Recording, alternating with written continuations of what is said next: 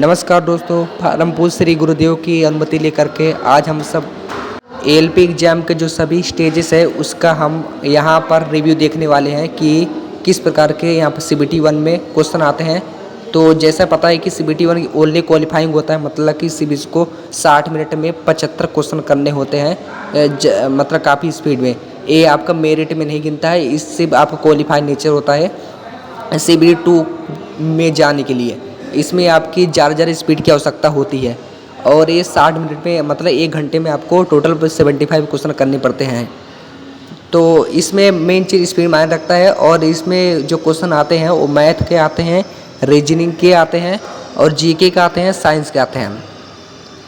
इस प्रकार से क्वेश्चन के आते हैं, मतलब कि 25 मतलब मैथ 25 और रीजनिंग 25 और साइंस 20 और फिर जीके 10।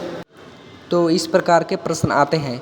तो इन सभी की तैयारी के लिए ये सब एक ही चीज़ है। यदि अगर आप इसमें अपनी स्पीड बनाना चाहते हैं, CBT 1 को क्वालिफाई करना चाहते हैं, तो एक ही शर्त है कि आपको ज़्यादा मॉक टेस्ट और प्रीवियस ईयर क्वेश्चन देखने होंगे।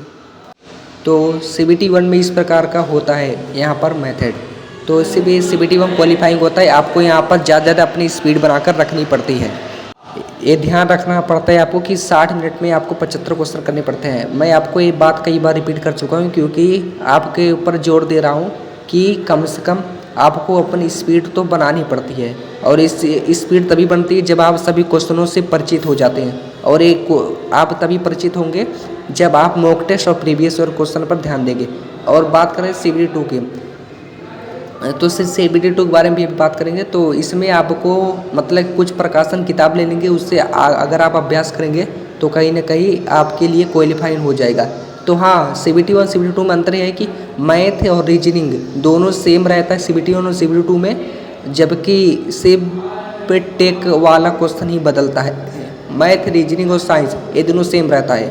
तो आपको इसके लिए आपको अपने प्रैक्टिस पर ध्यान देना पड़ेगा। अगर आप इस एग्ज़ाम के लिए तैयारी करने के लिए बारे में सोच रहे हैं तो फिर आपको मतलब मॉक टेस्ट RWA से भी कर सकते हैं और टेक्स्ट बुक सीरीज से भी कर सकते हैं, या आप कोई किताब खरीद कर भी अपना टेस्ट अपना जारी कर सकते हैं। इस प्रकार से आप अपना आगे बढ़ सकते हैं। तो मतलब कुल मिलाकर यहाँ पर तैयारी बहुत मायने रखता है। और CBT 2 में जब आप अगर आ जाएंगे तो वहाँ पर आपको नॉन टेक मतलब 70% इन मेरिट, मतलब पूरे नॉन टेक में 70% मेरिट यहाँ पर मिल जाएगा। मतलब 90 मिनट में 100 क्वेश्चन करने पड़ते हैं। टेक और नॉन टेक मतलब टेक ओनली पासिंग होता है, और इसमें आपको स्पीड एक्यूरेसी ये मायने रखता है। मतलब कि जो नॉन टेक है इसका 70%। नॉन टेक मतलब आपको पता है कि जो आपने ट्रेड चुना था, जैसे आपने ITI किया हो, डिप्लोमा किया हो, BTech किया हो, उसमें आपने जो भी ट्रेड चुना हो, जैसे ITI लोग ज़्यादा किए रहते तो उसमें आप फिटर या इलेक्ट्रीशियन या कोपा है, इस प्रकार से जो भी आपने ट्रेड चुना था, जिस ट्रेड से आपने अपना ITI पास किया था उस ट्रेड का आपको क्वेश्चन आता है। मतलब कि वो भी 70% मतलब पूरे मेरिट का 70% आपका पासिंग रहता है उसमें मेरिट में। तो ये रहता है नॉन टेक के बारे में। तो टॉपिक टेक ओनली में मतलब 35%, बाकी इसमें आपको लाना पड़ता है। मतलब CBT 2 में आपको 35% लाना पड़ता है टेक ओनली पासिंग में, जिसमें मैथ, रीजनिंग और साइंस इंक्लूड रहता है। तो हम आपके सामने कुछ किताबों का सजेशन देने वाले हैं, जैसे कि अग्रवाल है एग्जाम कार्ड, ये है ना RRB LP का 39 सॉल्व पेपर आपको मिल जाएगा। इसमें ये अग्रवाल का है, जिसमें आपको CBT 1 और CBT 2 दोनों स्टेज के प्रीवियस और क्वेश्चन और मॉक टेस्ट दोनों के दोनों यहाँ पर आपको मिल जाएंगे। यहाँ पर मॉक पेपर वगैरह सब कुछ यहाँ पर एक क्रम में दिया गया है। और इससे पहले जितने भी एग्जाम हुए थे या पूछे गए थे सब के सब आपको डिटेल, या आपको मेन चीज़ ये है कि आपको इस बुक के जरिए आपको पैटर्न पता चल जाएगा कि इससे पहले कैसे एग्जाम पूछता था और आगे कैसे पूछेगा। ये मेन चीज़ इसका प्रॉफिट है इस बुक। तो आप सभी से हम निवेदन करेंगे कि RS अग्रवाल का बुक ले ही लीजिए, जिससे कहीं ऐसा ना हो कि तैयारी में कोई समस्या पड़े, मतलब कि ऐसा ना हो कि तो वो चीज़ छूट गया हो, ताकि छूटने कोई नौबत ना आए। तो RS अग्रवाल से आप उससे खूब प्रैक्टिस करिए। जितना आप प्रैक्टिस करेंगे तो उतना ही आपका रॉ मार्क्स इंक्रीज होगा। तो आप प्रैक्टिस करने का आपका जज्बा कहाँ से आएगा, ये बहुत बड़ा मैटर रखता है। तो एक काम करिए, आप मॉक टेस्ट है ऑनलाइन जो होता है ना, ऑनलाइन मॉक टेस्ट में पहले खूब क्वेश्चन देखिए, किस प्रकार क्वेश्चन कहाँ से उठा के पूछ रहा है, उसी प्रकार से आप तैयारी कीजिए। वही चैप्टर आप पहले तैयार कीजिए। जिस चैप्टर में आपको सबसे ज़्यादा कन्फ्यूजन है वो चैप्टर आप सबसे पहले उठाकर उन सभी का एक नोट्स में उन सभी का एक लाइन बना दीजिए कि कौन सा क्वेश्चन सबसे ज़्यादा डिफ़िकल्ट है आपके लिए। तो अब बाकी तीसरा चरण है हमारा साइको। मतलब साइको में ये होता है 30% मेरिट, मतलब कि साइको में जितने भी क्वेश्चन पूछे जाएंगे उसका 30% मेरिट में गिना जाएगा। और अब जैसा कि 2024 में एलपी का एग्जाम हुआ था उसमें बैटरी टेस्ट भी पूछा जाता था, तो अब हम साइको के लिए एक अलग से वीडियो बना देंगे। तो इससे पहले आप CBT 1 CBT 2 पर ध्यान दीजिए कि इसके लिए कौन सी किताबें, कौन सा मॉक टेस्ट किताबें और ये सब कौन सी स्ट्रेटजी वगैरह, आप इस पे पहले ध्यान दीजिए। नोट्स वगैरह कैसे बनाना है, कौन से बैच वगैरह ज्वाइन करना है, किन से यूट्यूब चैनल पे पढ़ाई करना है, इन सब पर आप पहले ध्यान दीजिए। ये सब ध्यान देंगे, फिर साइको के लिए बाद में अलग से क्लासेस चल जाएगी। तो नॉन टेक और टेक मतलब CBT 2 में यही हार्ड होता है, क्योंकि यहीं पर ज़्यादा बच्चे यहीं पर रह जाते हैं, ज़्यादा लोग यहीं पर ही छट जाते हैं। तो मायने रखता है यहाँ पर CBT 2, CBT 1 सिर्फ क्वालिफाइंग होता है। तो यहाँ पर 3 चरण अगर आपने पास कर लिया तो आपका चौथा चरण आता है डॉक्यूमेंट वेरिफिकेशन। तो डॉक्यूमेंट वेरिफिकेशन जब आपका चरण आता है तो इसमें क्या होता है ना, आपको एक डेट फिक्स कर दी जाती है। उस डेट आपको अपना डॉक्यूमेंट, मतलब जब आप फॉर्म भर रहे थे उसमें आपने जो जो डिटेल डाला था उसको आपको वेरीफाइड कराना पड़ता है आयोग द्वारा। तो आप अपने एजुकेशनल डिटेल आपको यहाँ पर देना पड़ता है। जैसे कि आपने एजुकेशन में मतलब 10th किया, 12th किया, या मतलब ITI किया, ये सब, या आपने निवास प्रमाण पत्र लगाया, आपने EWS लगाया, जो भी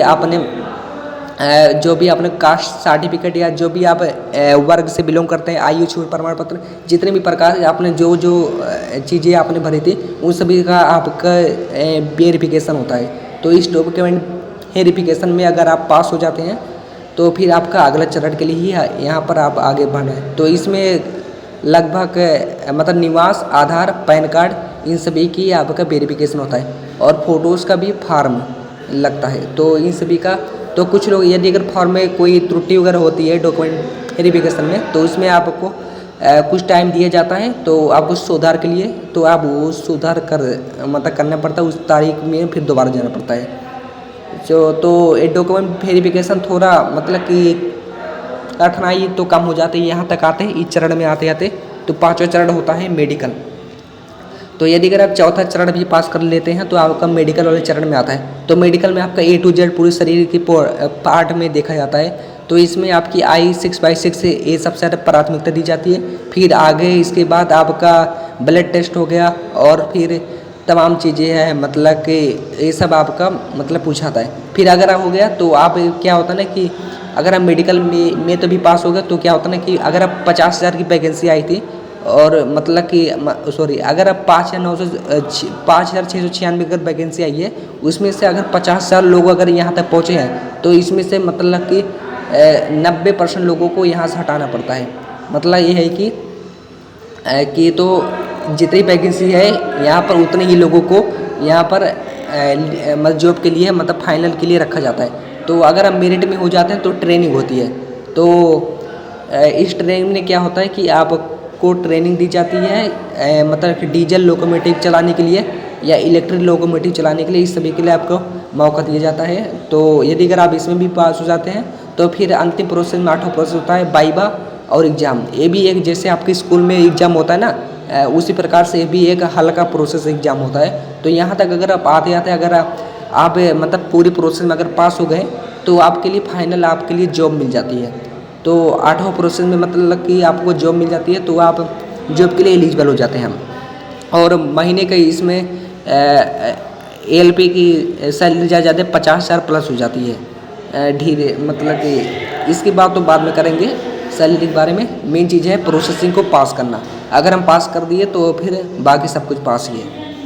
एग्ज़ाम वगैरह भी हो जाता है इसमें। तो हाँ, ये ध्यान रखिए जितनी वैकेंसी आती है उतने ही लोगों को यहाँ पर छांट पीट कर रखते हैं। तो आप मिलते